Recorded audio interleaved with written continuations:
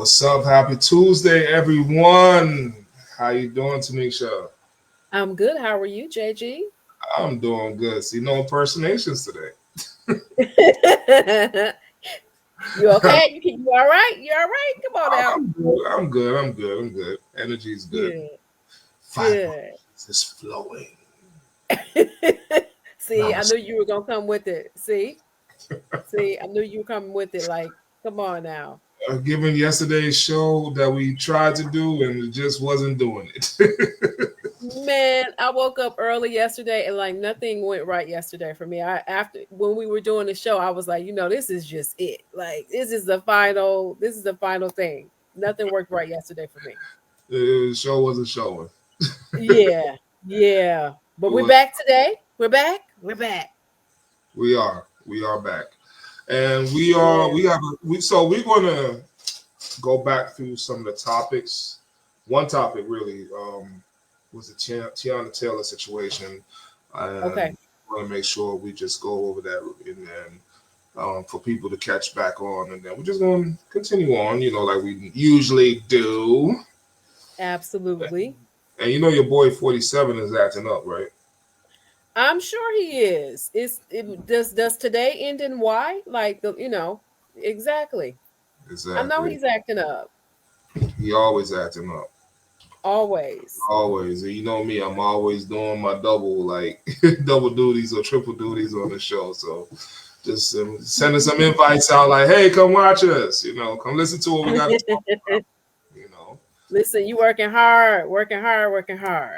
He works hard for the money. Exactly. What's the podcast money? Come on, y'all. We're gonna have to do like send our viewers and listeners and supporters. There are a couple of outlets you can use. One is called buymeacoffee.com, right, where people can send a little change our way. We're gonna have to put a link up for those who want to financially support the show. I don't drink coffee, guys, but buy me some coffee. Shit. Right. That's just the name of the site. Now, you can buy whatever. Whatever you want to buy, you can buy whatever. I got you. I didn't really. Hold on. Apparently, I missed a call from my niece. That's kind of important.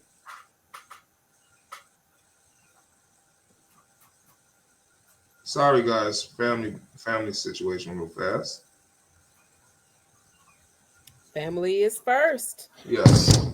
Family comes first. Right. All right. So let's move forward. Let's pull up. What I want you to say. Well, let's not make it. We got to come up with our own tagline when it comes to put them up. I don't want them to think we making fun of them. You know what I'm saying? Exactly. We got to fit. We're going to figure out something that fits for us, right? Yeah. Something that fits for us, but let me see. So what can we say? Throw it up in the air? I don't know. You put me on the spot. Throw it up. Throw it up. It's your host, Nancy Brown. Exactly. If you are new here, make sure you have subscribed to our YouTube channel. After information regarding Tiana Taylor's high-profile divorce settlement with her ex-husband Iman Shumpert surfaced online this week, she became the subject of circulating rumors. Nikki Taylor, her longtime manager and mother, is now come out to correct the record. When asked how delicate information from a closed, secret case ended up in the news, Nikki Taylor wasn't holding back. It's awful strange that the case is sealed, from a divorce that was finalized in July 1st, 2024. But all of this information as to what she allegedly got is public this week, Nikki Taylor stated. She further expressed frustration at the narrative online, emphasizing fairness and accuracy. What about the other party received? She asked. Let's be crystal clear, both parties walked with the properties, vehicles and businesses that they obtained separately. Even though Tiana Taylor is currently causing new relationship rumors, this is by no means her most significant love development this week. After filing for divorce from Iman Shumpert in 2023 over allegations of infidelity, which she denied, she ultimately accepted a settlement, according to the Express Tribune. Rather, it appears that problems in their relationship and how they manage their different lifestyles, occupations, and other differences caused them to split up. However, it appears that the ex-couple has finally reached a consensus on all of their terms and is able to proceed with their legally binding separation agreement. For those who don't know, Tiana Taylor and Iman Shumpert decided to divide their assets, and determine who owned what property last year, specifically in June. A one-time, seven-figure payout from Schumpert, 4 opulent mansions worth a combined $10 million, a tour bus, a variety of luxury cars, and ownership of her businesses are among the other terms of Taylor's divorce settlement.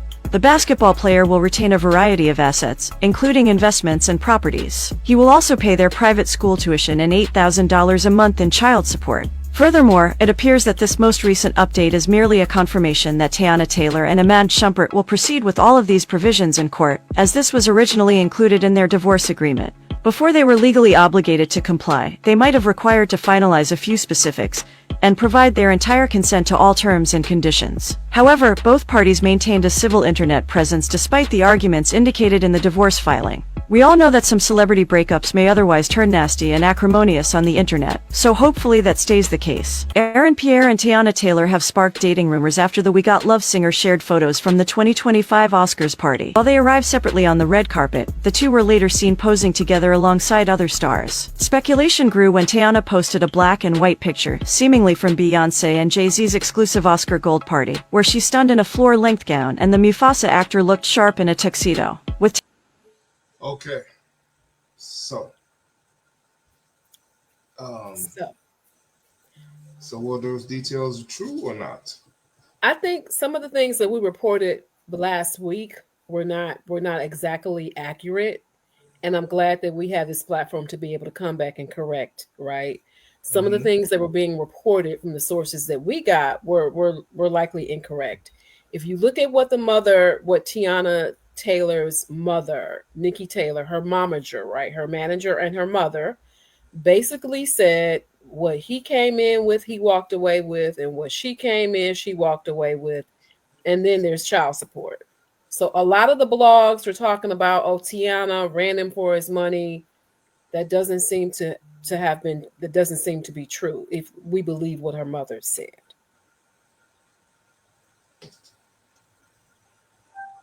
He hasn't come out to, neither have said anything. And I do give them credit. Like, initially this seemed to be a bit tense. Teyana has said that cheating, infidelity was not the reason for their breakup. Okay. That was the reason for their divorce. So I give them both credit. They worked on this behind the scenes. No one really knew about it. They handled their business. Initially, it was a little bit like touchy, but they got divorced. No one knew about it. This happened all the way in July. So I give them credit. They settled their differences behind, not involving the media, not involving social media, right? Especially so social media. Yeah. So I give them both credit for that. And they really, I think, handled this the right way. Initially, I think it was a lot of back and forth, but because there were some comments made by Teyana, and I believe I'm not sure if Iman, if he made any comments, but I give them credit. They settled it. They worked out the kinks. Now they're co-parents. And I guess that's the end of that. So how do you think, I want to say this. I want to ask you this. When Bobby and Whitney was going through their stuff and there was no social media, how their divorce would have fared in the eyes of social media? Because they already was like responding to news. Just regular media was enough for them. Can you imagine what they would have been going through in today's time? That's what I was going to say, JG. Like, yeah, it was a different time. Like, when they got divorced, when did they get divorced? Like early, like maybe mid 2000s or something, like 2010 or something like that. Because when did Whitney died in what? 2006 or 2007. Whitney died like 2012, I believe. 2012. Yeah. So the time when they were going through their thing, it was like the beginning of like internet gossip and internet rumor. Remember that reality show they were on? So, being Bobby Brown. Right. And we know which iconic scene, rest in peace, Whitney Houston, but we know the iconic scene between the both of them, right? Where,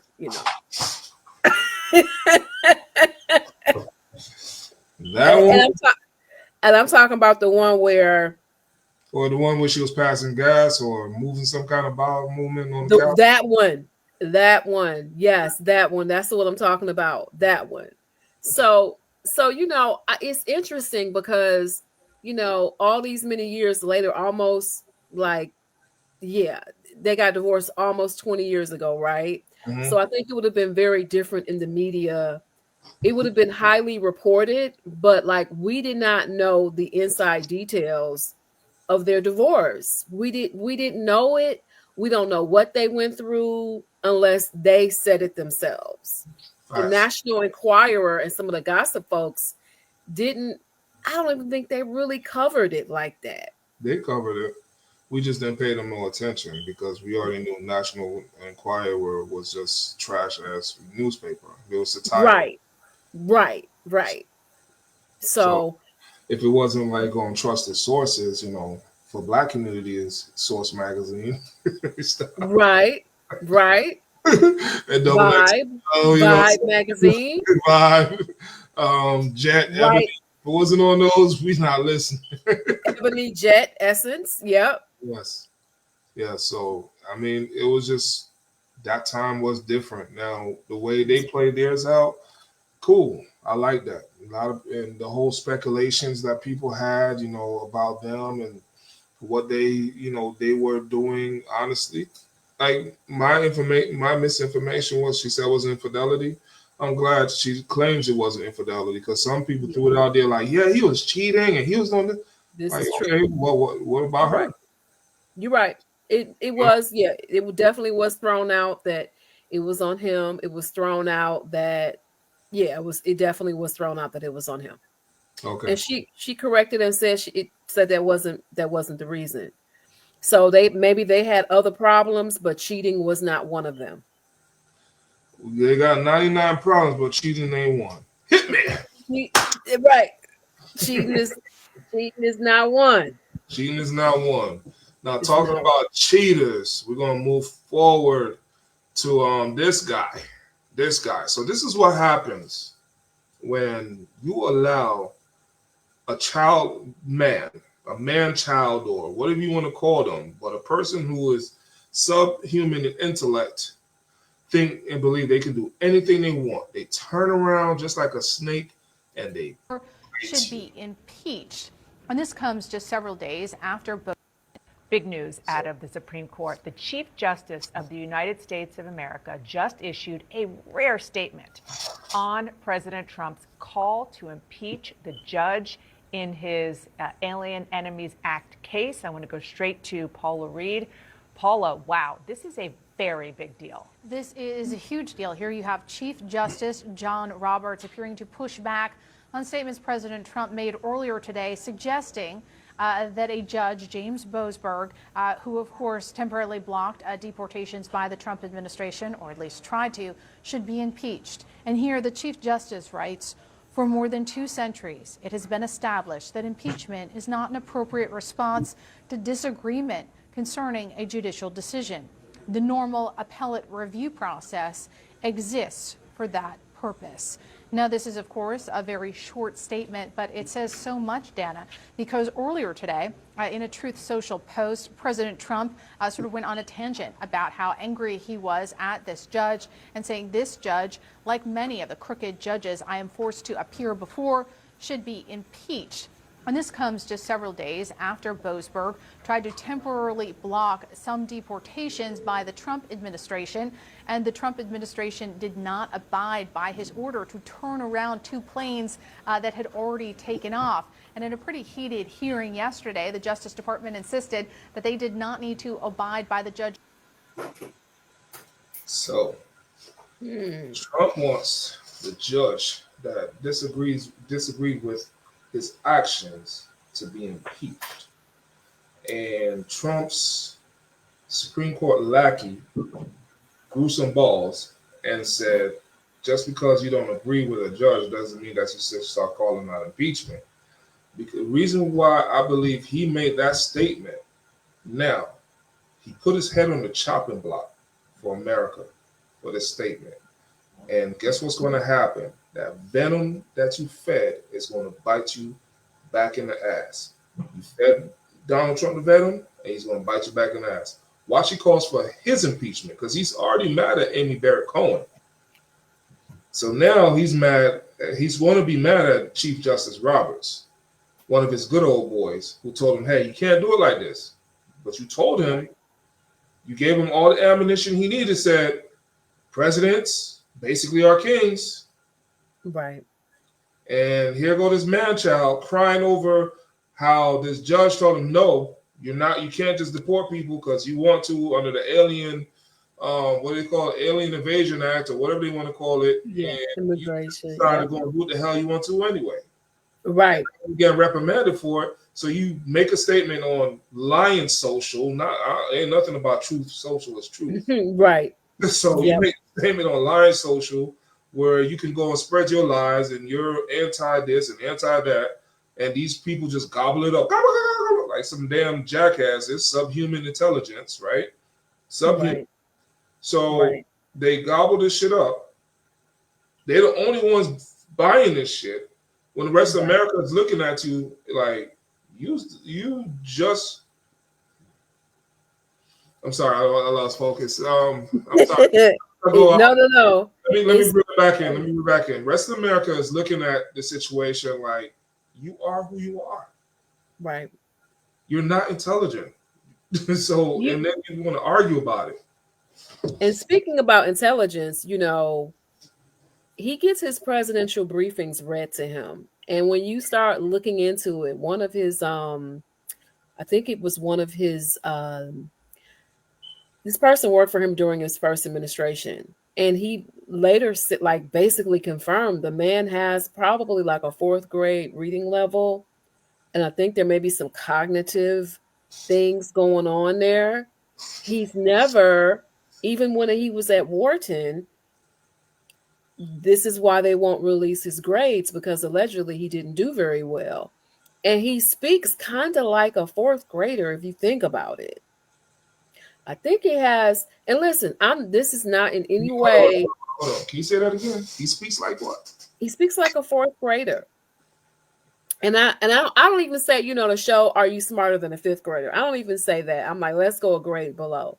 And this is in no way inferring that people who are differently abled, right?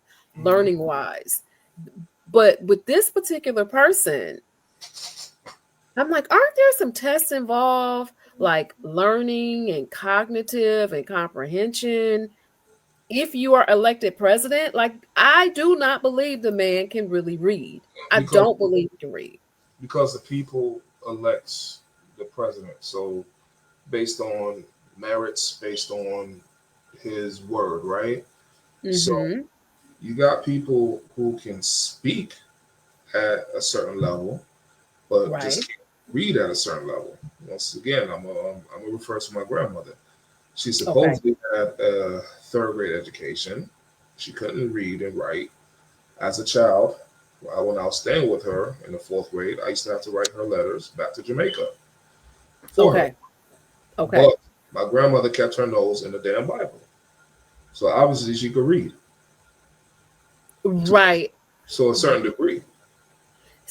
And see, I think it's different when it comes to people like our grandparents and great-grandparents. Mm-hmm. My grandfather was a sharecropper's son, right? Mm-hmm. He had a 3rd grade education in the Deep South, which is probably like kindergarten, right? Or 1st grade, right? So, but when I tell you, you cannot cheat my grandfather out of anything. He could read, write, whatever. One of the smartest people that I have ever known.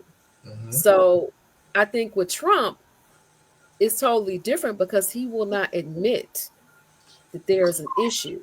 Because Trump is a white supremacist. For me, it's like I'm better than you. I have to put off the projection of I'm better than you. So if his briefings is being read to him, he's not going to just let his followers know that, because his followers believe Trump shits gold. Right. He's mighty Trump. He's mighty Trump. You know who followers think that their supreme leader shits gold? North Korea. They Interesting don't believe point. Kim Jong-un is human. It's like, well, the ones who follow him, the ones who realize the bullshit or know the bullshit because the man done killed his family and all this stuff, they're like, man, you just full of shit. You just regular human like we are. But they can't Listen, say nothing. They can't do nothing. They can't speak out. If they do, they get killed. They publicly get killed. we might have to whisper this a little bit, but yeah, he kill his uncle like at the airport? He killed his brother or something like that. Or Was might his, have been was it his brother? yeah, it Like was somebody close to him.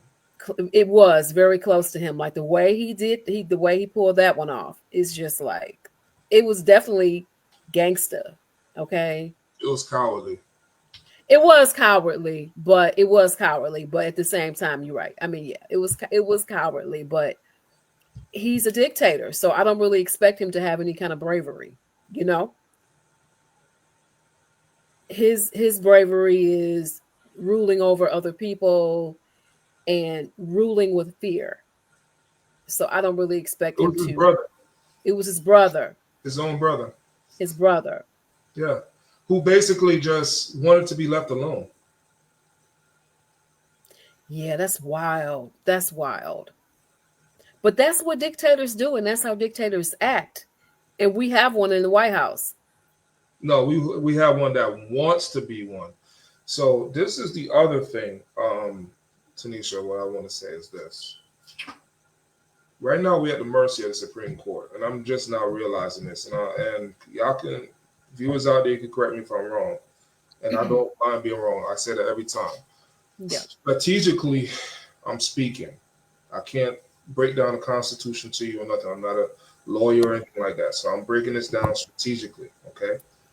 We are at the mercy of the Supreme Court and the Democrats. And the reason why I say this, the same way Trump goes crying to the courts, I want to, they push thing through, they push it through,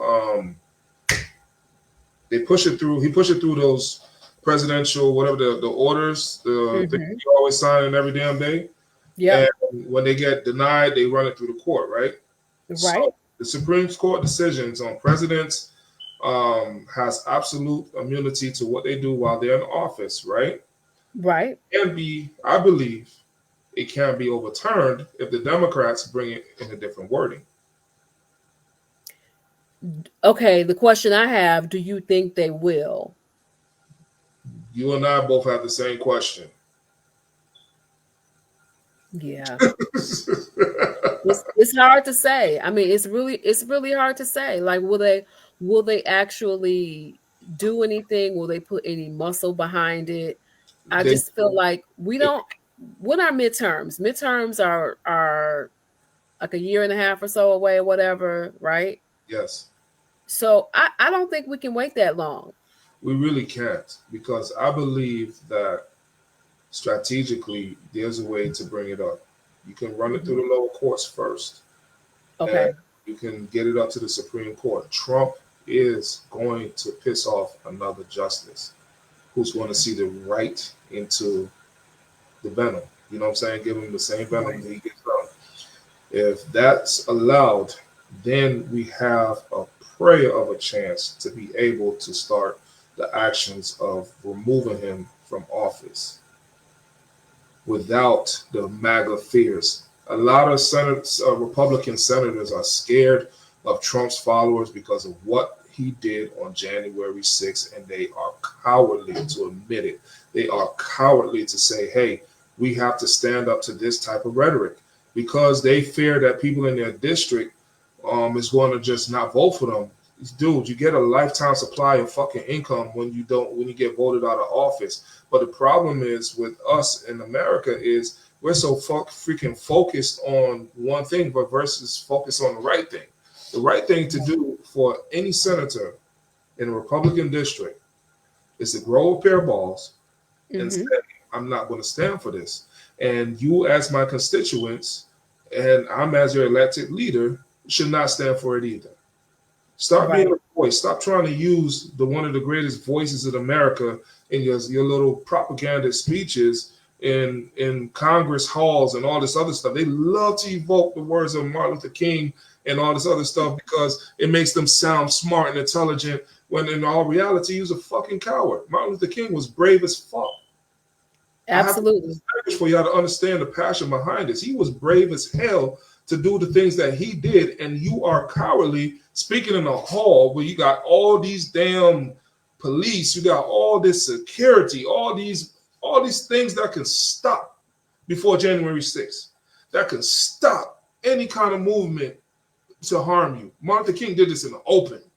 No bulletproof glass, no just bodyguards maybe around him, people who sacrifice their life, and that takes bravery.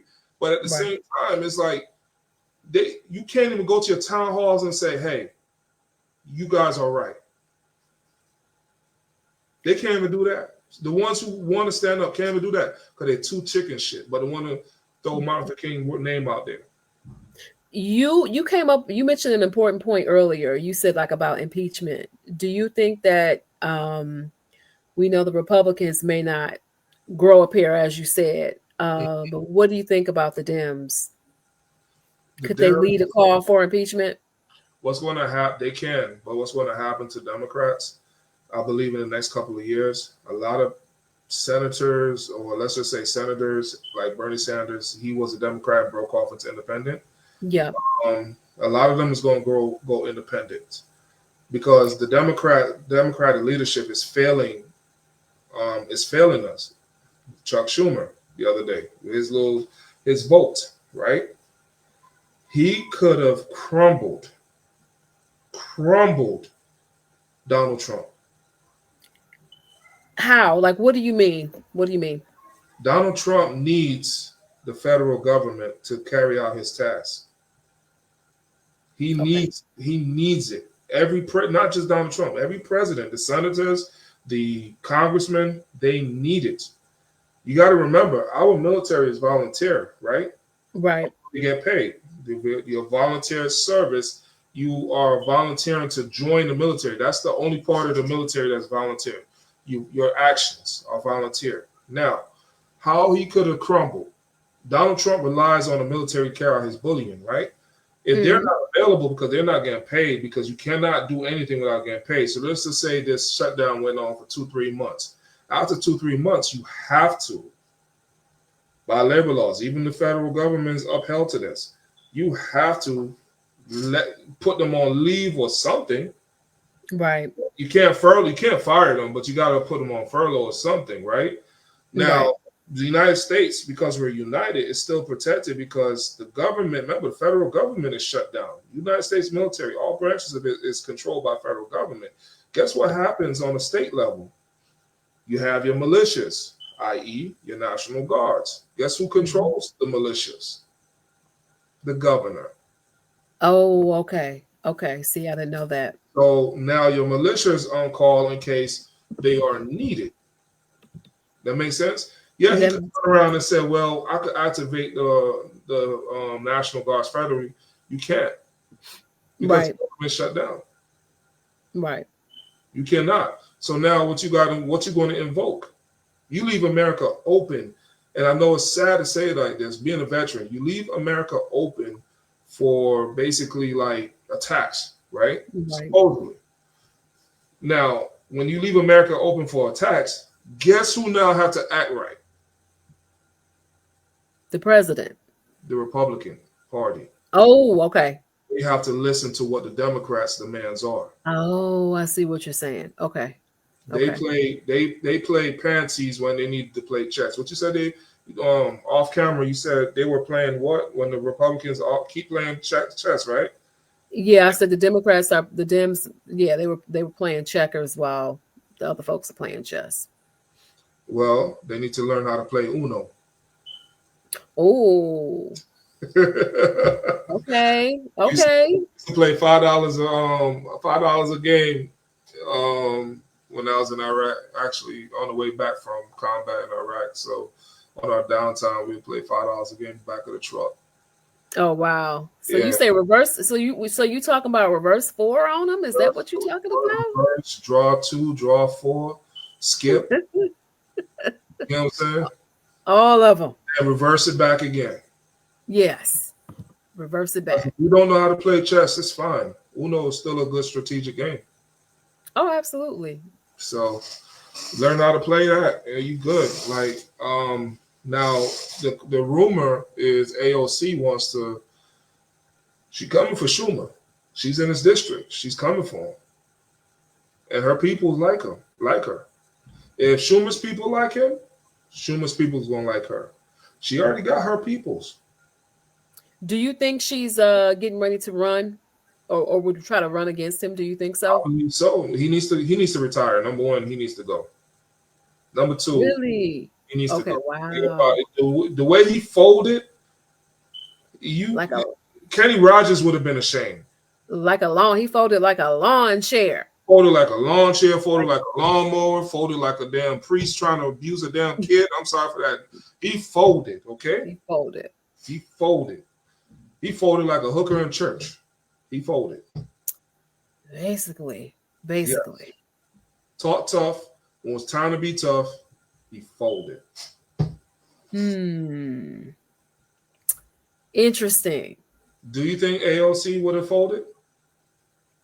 I don't believe so, but it's really hard for me to say because that little woman's a little firecracker. I don't think she's definitely feisty. She's definitely feisty and a firecracker. I don't know, I just question if this is my question. Mm-hmm. Are the people that we have elected into office, if you're like me and you elected Democrats into office, are those Democrats doing what we elected them to do? I don't think we can assume anything. If I'm eligible to be a congressman, elect my black ass. That's all I'll say, because I'll do what needs to be done. You can't buy me. Right.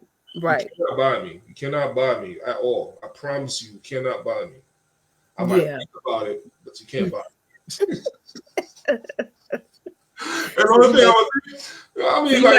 You might think about those zeros going into your account, right? I might think about it, but I'm like, I'm good, because it's gonna be strings attached. Exactly. A congressman's salary is enough for me.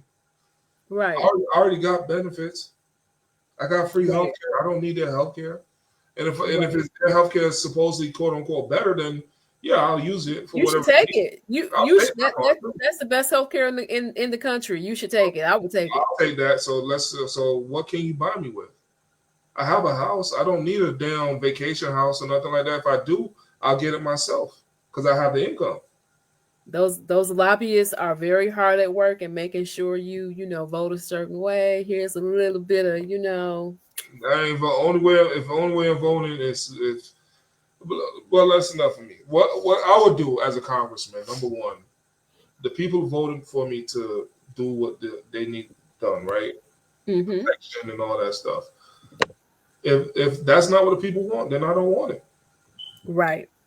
If it doesn't help my people at all, I won't vote on it at all. That's not what they want. What my people want is health care. They want Social Security guarantees, and they want to be safe from freaking police.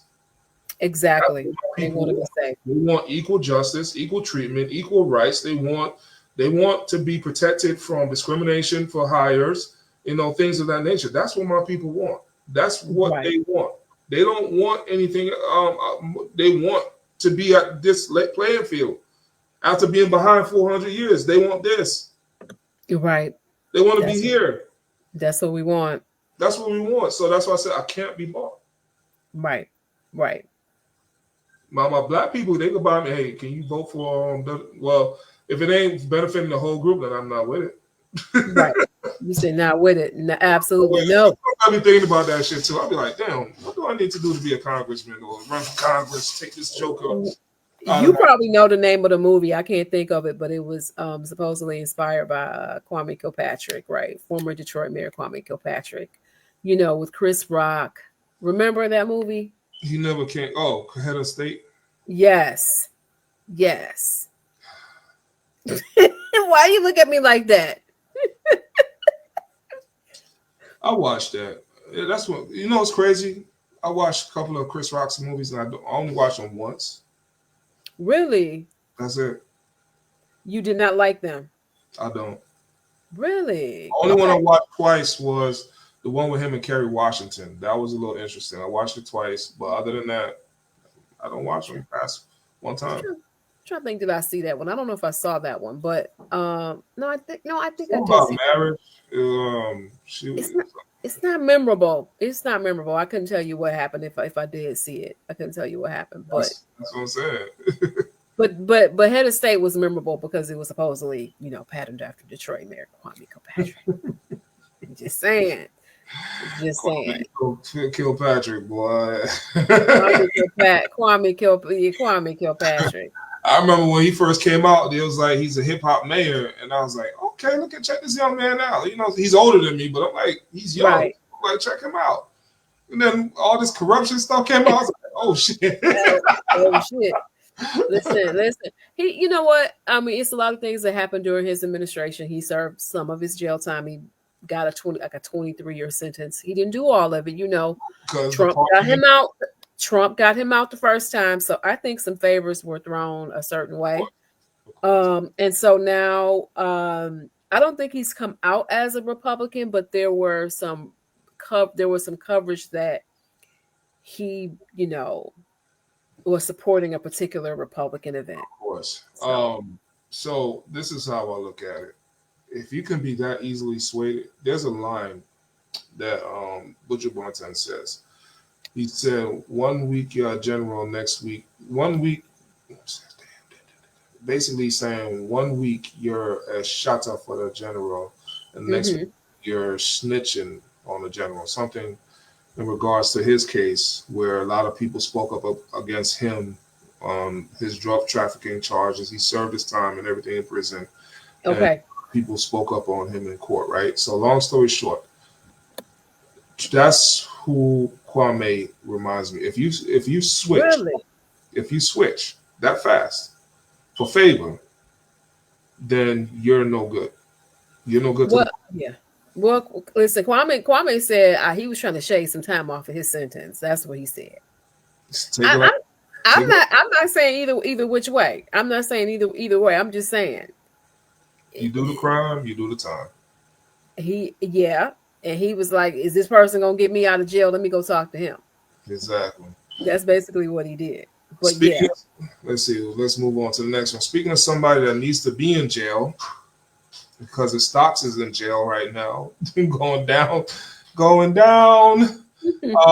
This guy. This one are seeing weekly protests with people angry not at the cars, but at the man behind them, Elon Musk. He's a danger. Cars, but today Teslas have become a symbol of political controversy.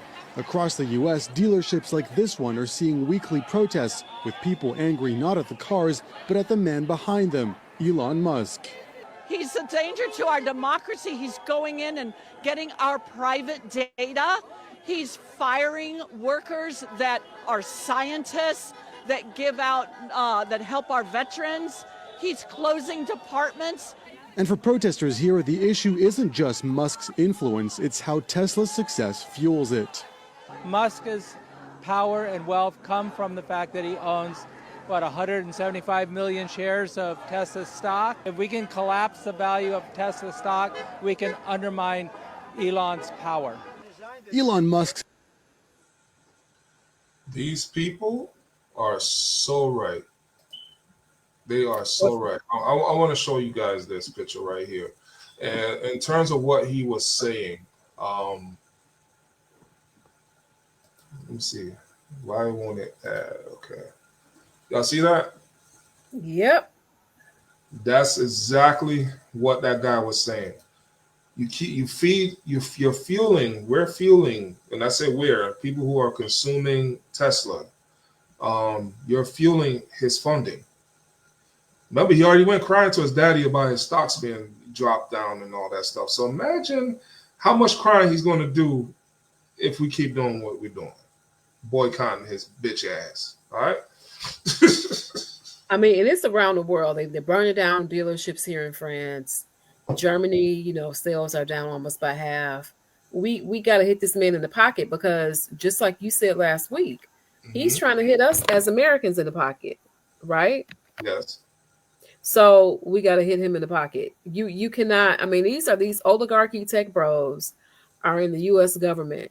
A government is supposed to honestly should be a for profit, like almost like a not for profit, or you're breaking even. When it comes to you running the government like a business, that can be. I get the efficiency part, but that can be a bit problematic, especially if you're trying to run it like Tesla. Tesla doesn't even give dividends. You know that? Yeah, They don't give dividends. I didn't know that.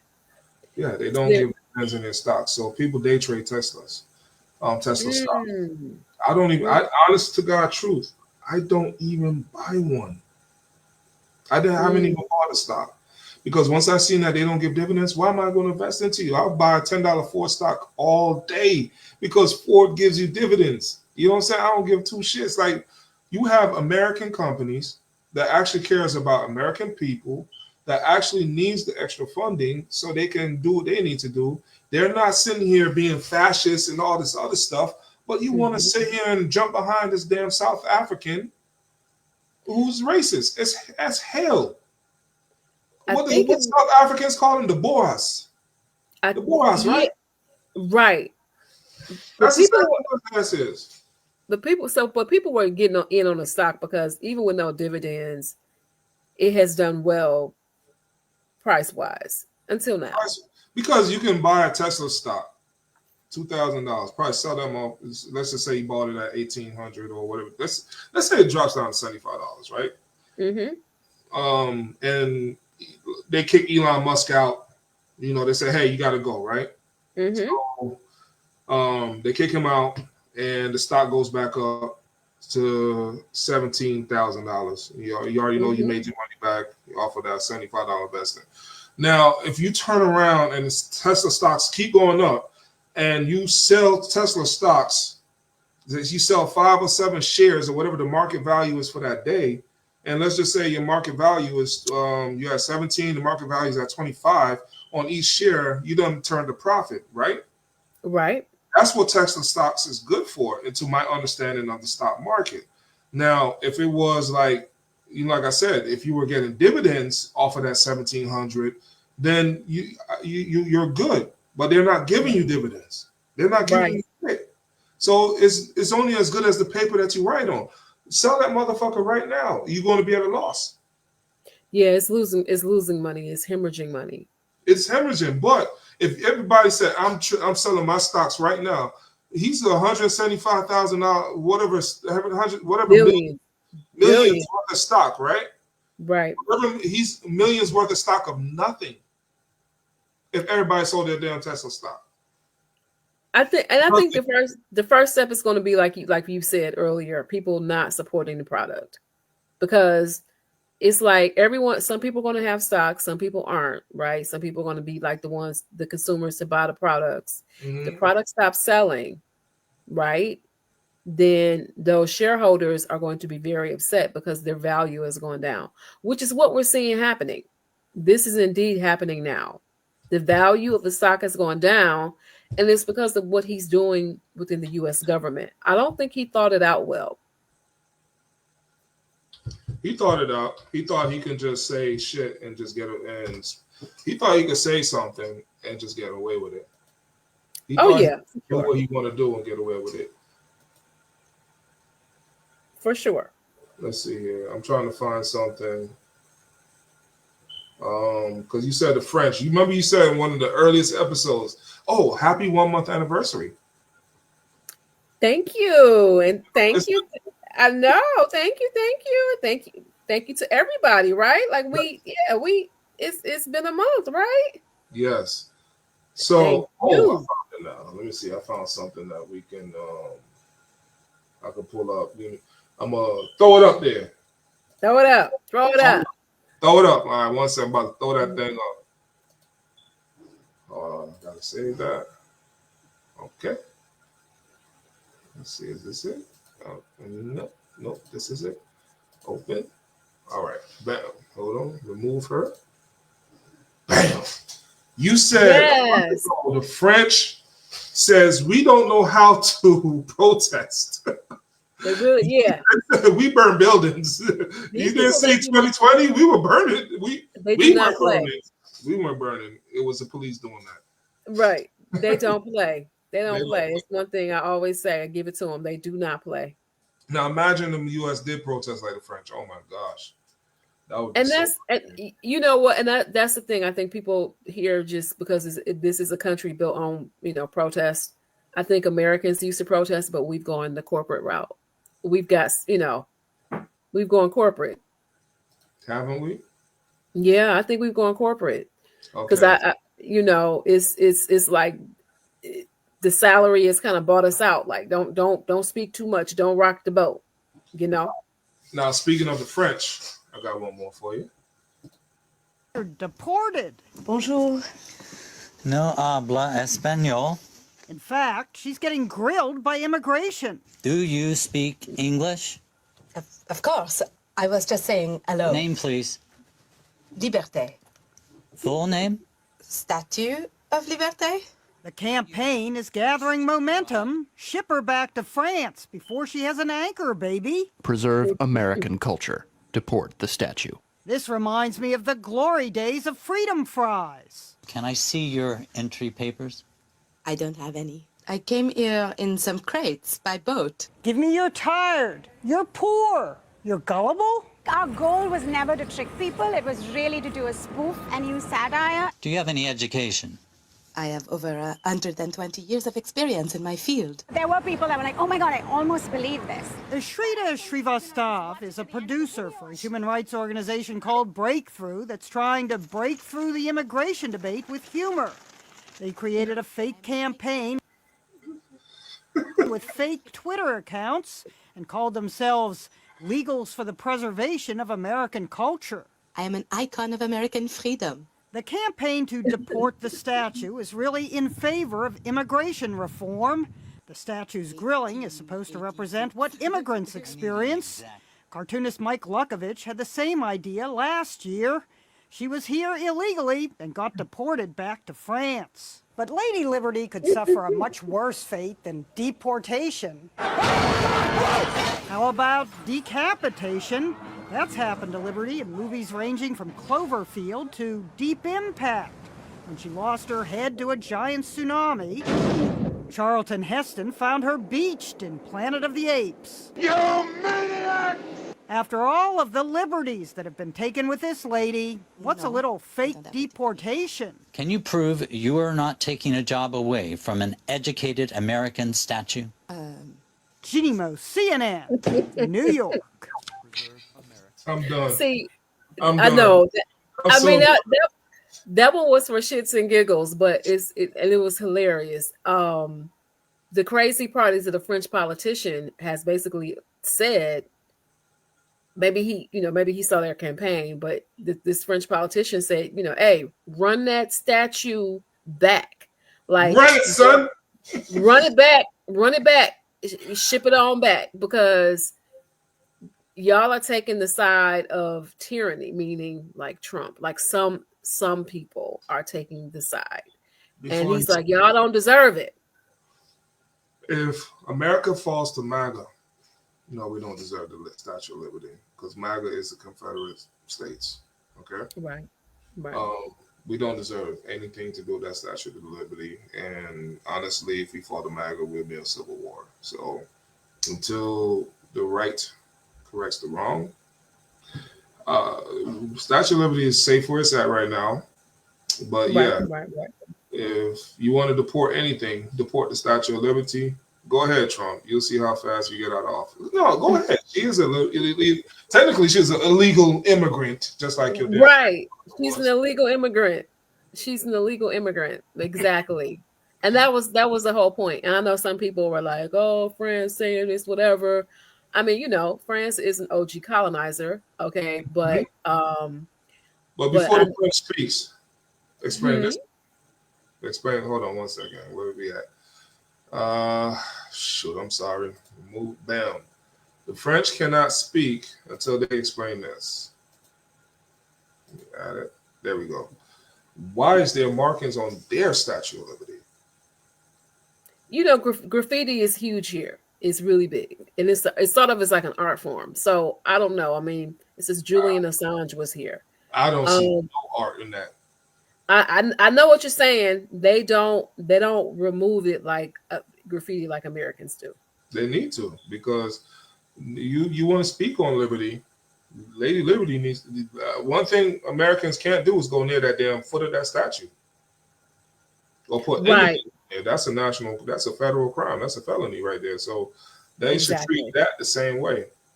They don't treat it the same way here. It's sort of as an artistic expression, and you will see graffiti and it will be up for months and months. In America, you know, for the most part, they're trying to get it down. They want you to come and shop and do whatever. But yeah, it's not like that here.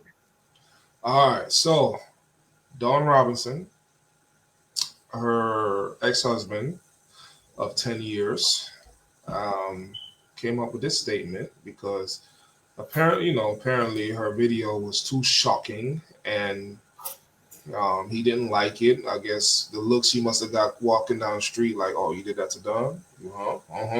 So he came up and said something. Let's see what this man got to say. A lot of people get it wrong because Hollywood and gossip sites and other bullshit tend to do that.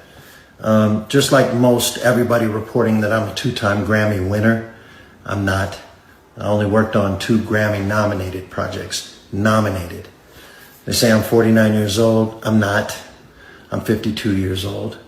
My group, for example, they had one hit in 1995 called I'd Rather Be Alone. It went gold after the second single and the second video came out. We broke up. And that's when I ended up signing to Babyface and Tracy Edmonds' label. But most of my credit was earned as a songwriter, writing for Jesse Powell and Will Downing and As Yet, Ricky Bell from No Edition, Montel Jordan, Stevie B, the NBA Jam Session, Big Boy from Outkast. Anyway, this isn't about me. This is about me just minding my own damn business the other day and seeing a video come up on my feed, and then a bunch of other people texting me the same video of my ex-wife, the woman that I was in love with for about 10 years of my life, telling the world that she was sleeping in her car and was homeless. That either her mother put her out or her mom was making her life miserable. And immediately I knew all of that shit was not right. I know Barbara Jean Alexander, okay? That woman is an angel. Her mother and I talked, actually, we just talked yesterday. She'd never put her out. She'd never put her daughter in the streets. There's no argument that you could have with Barbara Jean that you could ever view as aggressive or mean-spirited. So I knew something else was going on. I don't know. I scroll through and I see people talking and people ripping her apart and putting their 2 cents in.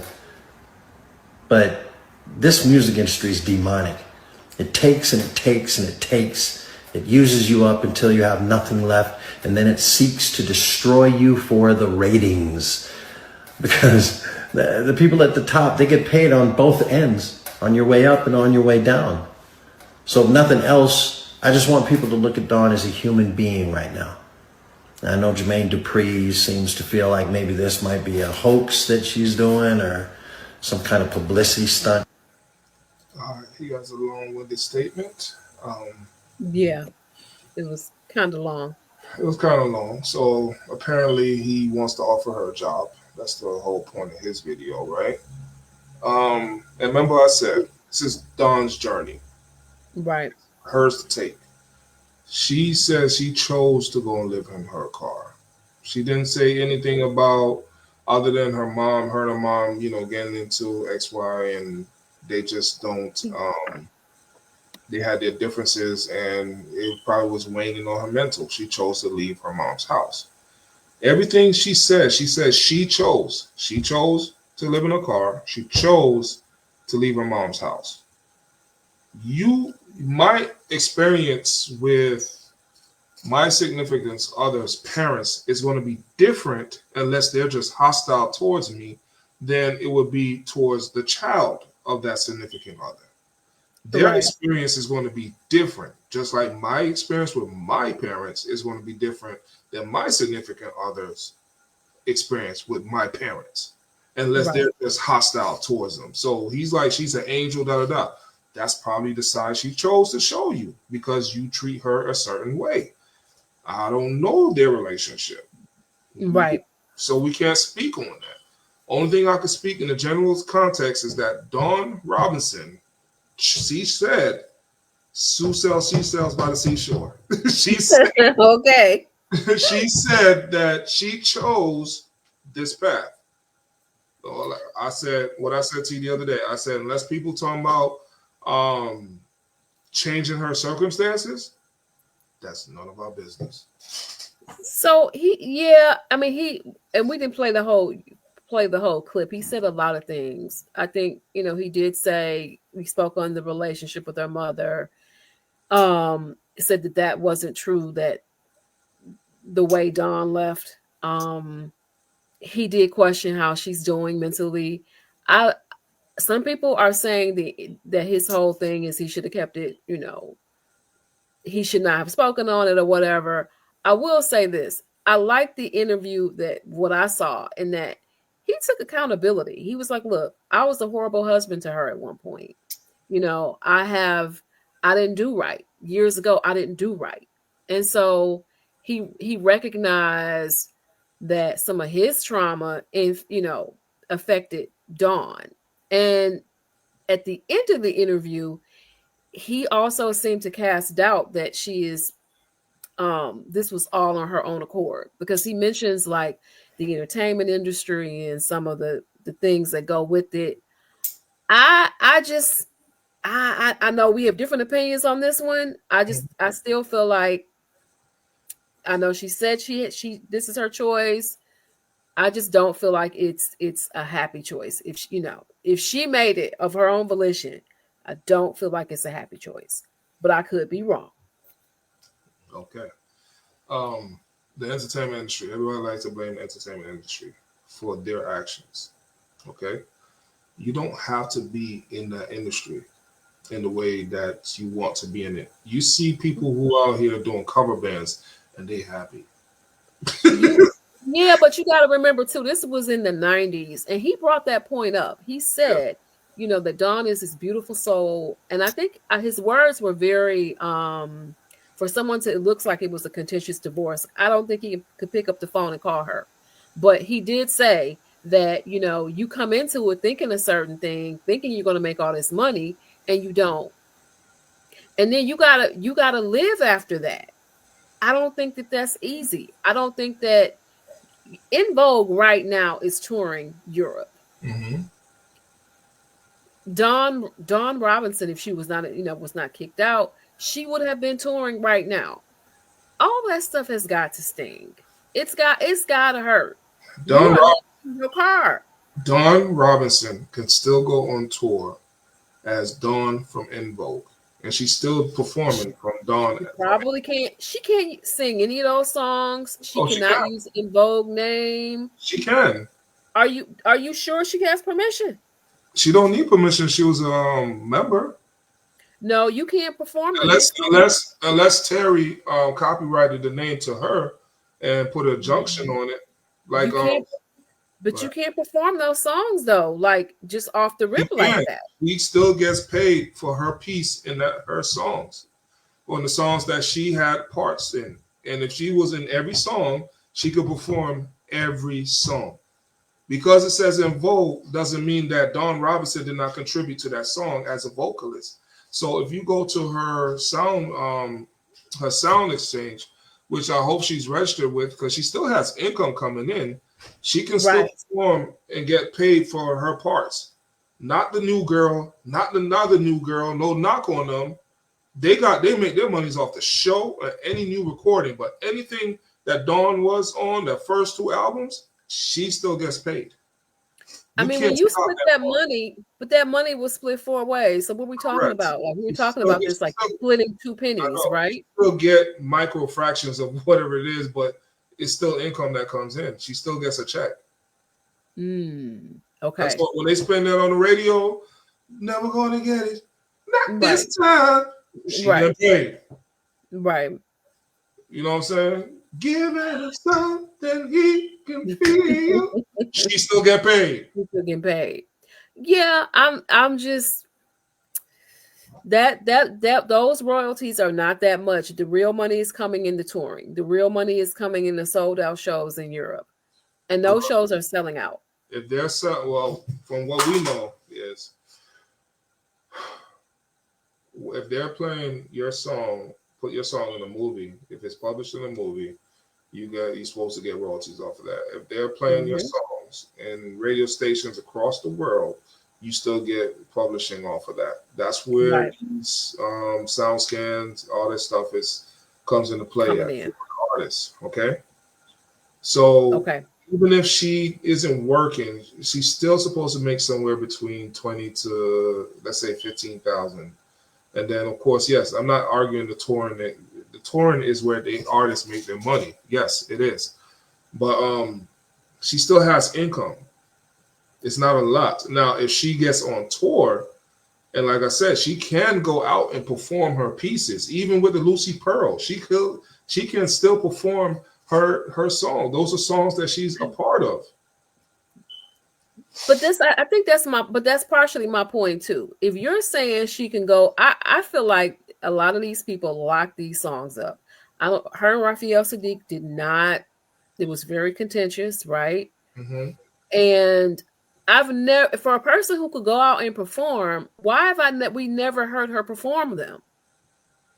I've never heard her perform. Who's going? If I can book in Vogue, why am I going to book Dawn Robinson?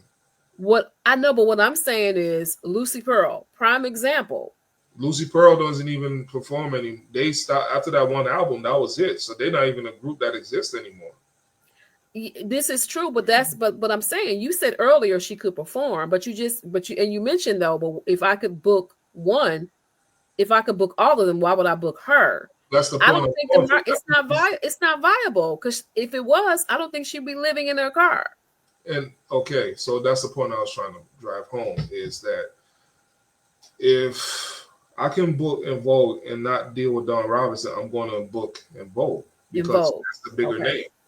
Okay. It's like you can't book like Bobby Brown, right? Bobby Brown got so big that if you book Bobby Brown, it doesn't hurt New Edition. Right. And if you book New Edition, it doesn't hurt Bobby Brown, which is good for him. But let's say Ricky Bell, right?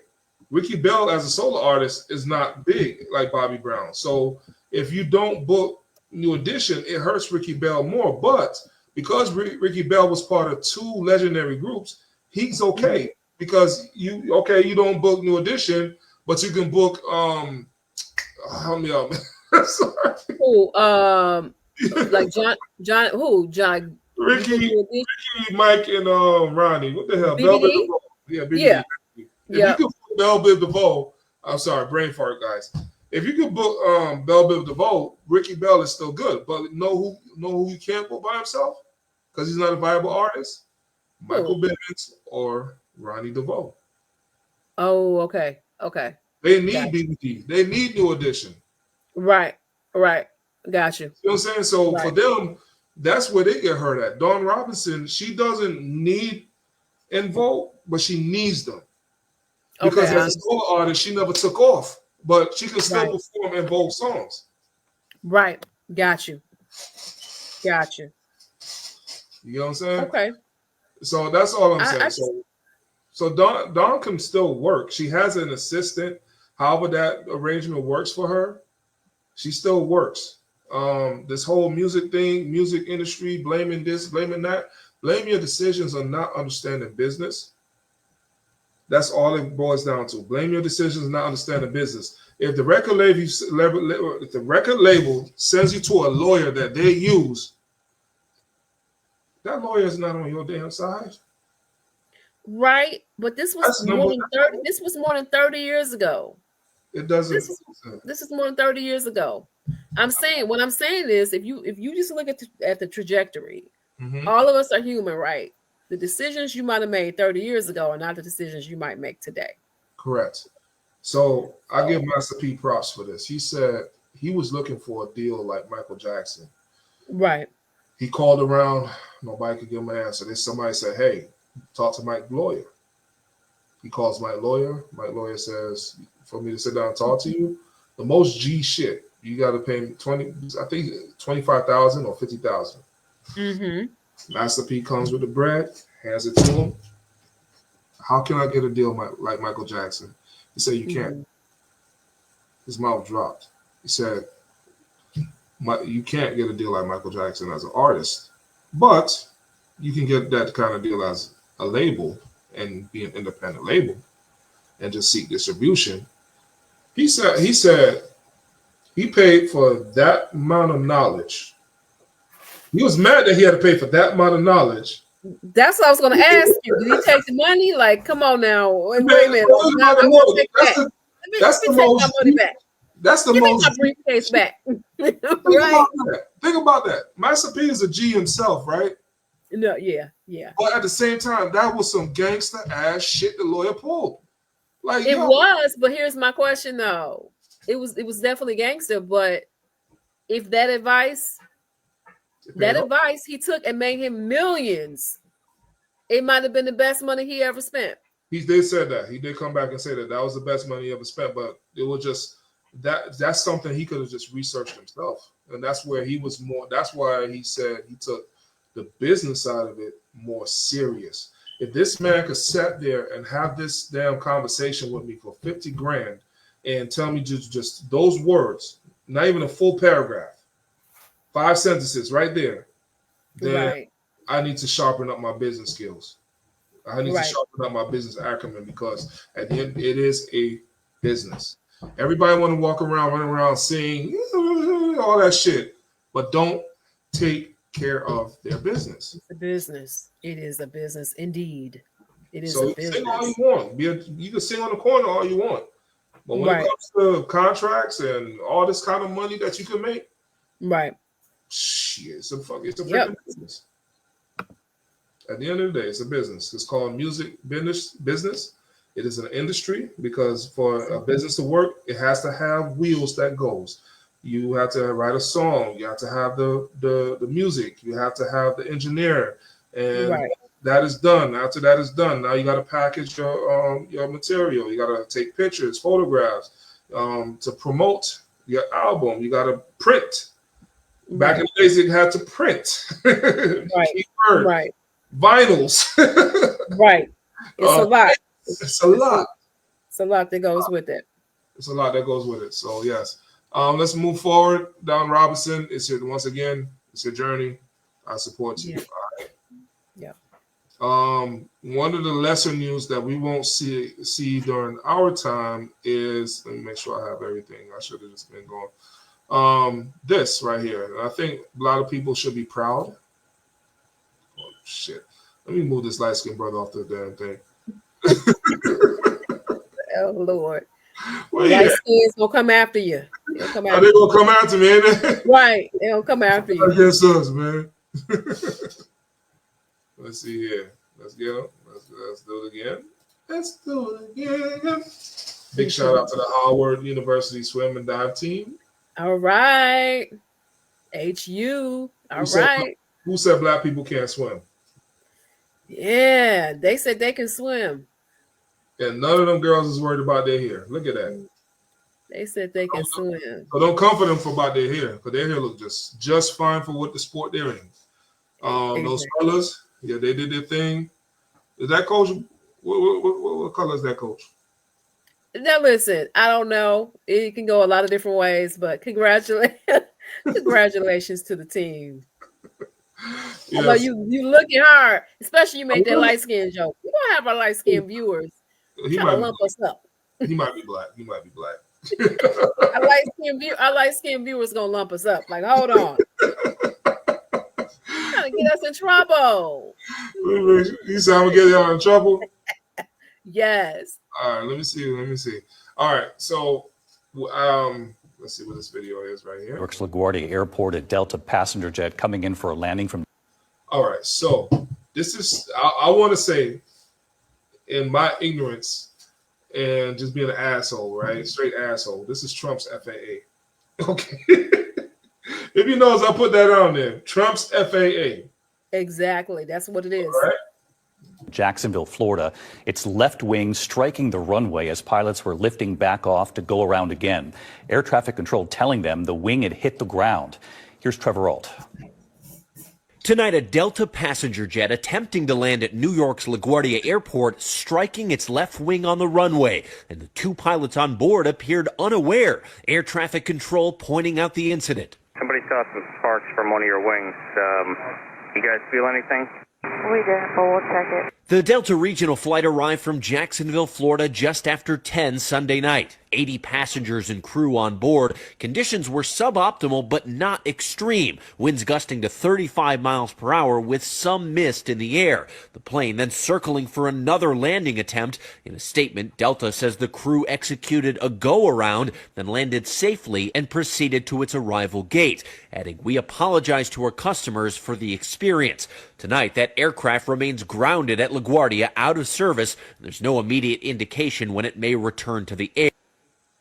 Okay, so what you got for that? Yeah, listen, I need to come home and see my mama, but I'm a little worried. I'm a little scared. Okay, I'm a little scared. I'm gonna have to take that train. Let me stop. I know, right? I'm gonna have to. There's a damn train that takes you to Paris.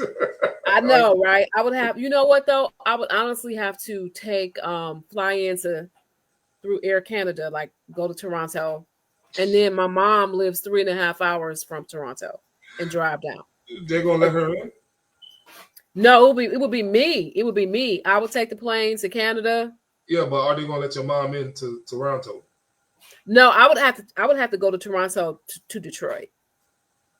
Because my mom doesn't travel. She don't travel. She doesn't do long car rides or anything. So how's she gonna get you from Toronto? I would have to either do a car rental, or I need to check and see if there's a train, because I know it's a train from New York, right? Like, I think you can get a train from like Canada to New York or DC or something. So I need to see. I need to see what Amtrak does. Okay, all right. But yeah, no, I mean it's crazy right now. Everyone's looking crazy at all the stuff that's happening with the FAA. This man that got rid of the FAA chief or whatever. We are literally on a wing and a prayer. We're praying. I barely fly myself. I barely fly. I hate flying. Yeah. I'm not scared of heights. Well, I have a juke fear of height, but I will fly if I have to. Okay. If I don't have to, I'm not flying. Okay. You would just take the road or take to the road. That's why I drive. I'll just take the road. I ain't trying to fly if I don't have to at all. All right. So, because that right there, that's my biggest fear of flying. I can't control what happens. Driving, I can have a little bit more control, but I can't control if that plane decides they want to fall. Right. That's not the way I want to leave this earth. I mean, that's you know what I'm saying? So So I'm glad the passengers. You know, they're a little bad. Okay. There's going to be some lawsuits that come from it. You already know that. Of course. Not from the situation, or they couldn't even tell. Honestly, they probably couldn't even tell that the thing. They said they didn't even know that. They didn't know. It's just something that's happened like every week. Is something. I feel like it's been like either passengers are on a tarmac and they exiting a burning plane or whatever. That was maybe a few weeks ago, and I forget what that was. Unfortunately, you had the plane crash. Was it January? This is the coldest thing I'm gonna say, like an amphibian person. Do you think this would have happened under Obama or Biden? I think it doesn't. So it's a couple of things. In my opinion, they're saying that numbers wise and stuff always happens. Maybe we're paying more attention to it, but I also think that there's a record number of things going on, and we are paying more attention to it. It don't help that Trump got rid of the head of the FAA, as that man being one of his quote unquote enemies. At the same time, we know that these air traffic controllers, that's a stressful job. Okay. It's not enough for them. That's who we need to be hiring more people. Right. So it's all these things that are all together. He's getting rid of the people that protect us and protect the planes. Protect us. While in the air. And he's getting rid of those people for political reasons. So And also people are retiring. It's a stressful job. They're not dealing with Trump's mess. They ain't dealing with his shit. So all of that does not look good for us. Right? It don't look good. It does not look good. Before we break out, only reason why the show was long is today, we're gonna go back to our 1 hour format. We missed out some time yesterday. Yeah. Speaking of Trump and his foolishness, have you seen what the Military Times have posted? What they're going to do to Marines? No, I have not. What are they talking about? Black Marines specifically. So I'm gonna bring this. Is not a video. It's another picture. Let me make sure I remove. Let's pull it down. Pull it down. Pull it down. And throw it up. You see that? Oh yeah, I heard about this. What is that stuff y'all have going on with y'all your face and the back of the neck and stuff? Right, ingrown hair. Okay. So I suffered from that on the back of my neck, and I got rid of it. I was able to get rid of it. When you have curly hair, because Black people have what was it called, that hair grade? We got it's curly, right? There S's and Z's in the hair texture. Okay. So because Black people hair texture is obviously different than white people. Right. Hair straight, I was curl up. I never had it in the face because I had a baby face anyway. So shaving was like once every 2 or 3 days for me. I could get away with 2 days when I was 18, 19. And then once I turned 21, that's when I had to shave like every other day. It got down to every other day. But just active duty. Yeah, I was getting away. See, you gotta watch it. So speaking on active duty Marines, they have to. Let's go back. They have to shave every day. Okay. Oh, do they? Are they required? Required to shave every day. Now, what happens is with that ingrown hair, it creates these razor bumps. Okay. And the bumps start to turn. For some people, it turns keloid. So the military uniform policy is uniformity. The Marine Corps is basically like this, whether you're black, yellow, green, or orange. I don't know why this guy is shaving this young man unless he's showing him how to shave, but you can't. It's different for a white person than a black person. Okay. When I shave, texture of hair is different. Texture of hair is different. When I shave my face, right? I want to show you guys. I'm gonna go full screen. My hair follicles are a little bit more curly, nappy. It's not nappy, but it's a little bit more curly-ish. So when I shave, I have to shave down like this. Okay. All right. I can't with the texture of the hair. You can't go against the grain. You got to go down. Okay. Or the best thing that we have to do is we have to use electric razors, and some people just don't get it. You cut down all the hair close as possible, but if you're barely growing hair, that's the problem. But you cut it down as close as possible. Then you shave to take some minimizations off of it, right? You shave it down, boom, boom, boom, and that's it. Once again, if your hair naps, you have to figure out a way to where it doesn't affect your skin. The hair curls up because our hair curls. Our hair curls. And then when it's growing in, it gets ingrown. So it's called ingrown hair. So it gets ingrown. It has a hard time pushing out because it's yet to develop all that other scientific shit to where it needs to come out the pores properly. Because your face is bumping up. What causes razor bumps a lot of times that I figured out was clean razors. Right. Alcohol, rubbing alcohol. I can't tell you how many times I washed my face after shaving. I'm not this. What Trump is trying to do to these Marines, I'm not sitting here justifying that shit. I'm just explaining it to people. A lot of times my skincare regimen was to prevent, because my back of my head, I don't know what happened. It was just one day I had shaved and it started to develop fucking razor. The bumps. The bumps. But honestly, I went to this barber shop in town. They cut my hair, and that's when that bullshit started. Okay. So and it could have been they didn't disinfect their equipment. Dirty clippers could have started it. And Dirty clippers. Dirty that clippers. barbicide is important. Yes. So it really is. Alcohol, Noxema was one of my skin therapies I would do. I'll put my Noxema on my face, get all that, get that pore open up. Alcohol, hydrogen peroxide, all that stuff. Clean my face as much as I can. And when next time I had to shave, I was ready to go. You were good. Make sure that razor was clean, and that kind of cuts down on some of it.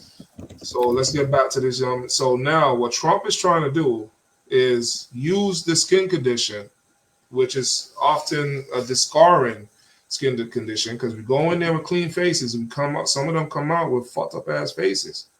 So if you're going to kick them out because of this, the VA is going to be overcrowded because there's going to be guys who has way more serious facial disfigurement from the military. They went in perfectly fine, and they're going to be filing a lot of claims behind this. And they came out looking different. So whether they 1 year, 2 years. So if you're going to use this as a way of trying to get rid of Black service members, you're going to have a lot of Black service members filing disability claims over this skin condition. Because the first thing they go into a job interview and somebody sees their face all messed up because of they serving their country, and they decide, because we don't have those affirmative action protections no more. Right. That's it. Now you're going to create a country full of angry Black men with military training. Right. You better get it together, because this is insane, right? He's not looking at his particular point of view. He don't care. He doesn't care. He doesn't care. Not at all. Just like the movie. Remember the movie Dead Presidents with Lorenz Tate? Yep. What was the main premises of that movie? The main premise of the movie was, he was a vet, came back kind of fucked up, and he needed to make money, and he couldn't make money, right? And so he resorted to something that makes some quick money. And what skills did he use to do that? His military skills. Exactly. Right. So do you want that? That's all I gotta say. Do you want that on U.S. soil? Right. Right. That's true. Art imitates life, and life imitates art. This is true. So what you got for us before we get up out of here? Today was a great show. Thank you. Definitely was a great show. Yes. It was a little different from my norm, but we had to do some catching up because the streaming wasn't streaming yesterday. The show wasn't. Right. We had a few technical difficulties, but thanks to you, we got it back on track. Hey, teamwork. Teamwork make the dream work. Yes. I'm just over here in my little bubble. That's all. You doing the executive producing lifting. So there you go. There you go. Go. So just like the French say, au revoir. Au revoir. Au revoir. See y'all tomorrow. Stay black, y'all. Stay black. Stay black, friends. Stay black. Hold on. I'm about to say the French. Give me a second. What you trying to say? Say black? Yep. I know it's noir. It's noir. I'm trying to think what is stay. I don't know. I don't know. I hate to say I don't know it, but I don't know. I have to look it up too. Yep, I'm about to look that motherfucker up. Let's see. Let me see what it says. Let me get out my translator. Stay black means I can't type her for nothing. Negro. Yes. What is he? No, that's Spanish. Restez noir. Can you hear that? Restez noir. Restez noir. Restez noir. I said it in Spanish. Well, to our Spanish. Mantente negrado. Oh, you had it in Spanish. Oh, Lord. Unfortunately, yeah. I had it in Spanish. Listen, we got some Spanish. We probably got some Spanish viewers too. All But right. they can hear it too. Stay black. Stay black. How about that? All right. All right. All right, Tanisha. See everybody tomorrow. Bye. All right. And stream.